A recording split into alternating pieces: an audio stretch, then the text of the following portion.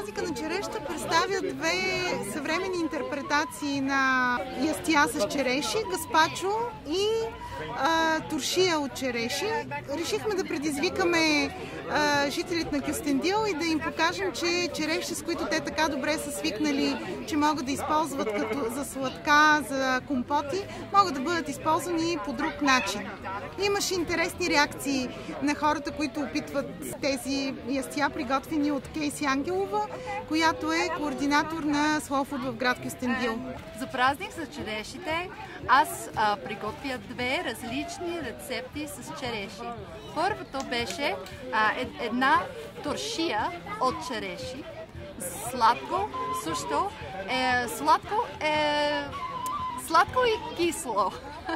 Тази рецепта е сладко и кисло. С билки или поправки от канела, бахар, карманфил и стар анис.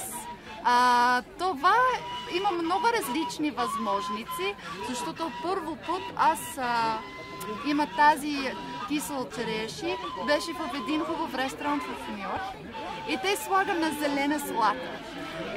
Много вкусно е. Втора рецепта, това е гаспачо от череши. Тази гаспачо е студена фьоренце супа. Хубаво е за лятото, е време за черешите. Тази супа има череши, краставици, шушки, томати и малко чесън. Slow Food означава бавна храна. Или това е организация, която се занимава с съхраняването на вкусната, чиста и честна храна. Ето бокан за тази туршия или кисло череши. Аз приготвям много, защото ние имаме много приятели тук с празник с черешите. Ще бъде подарък за гостите.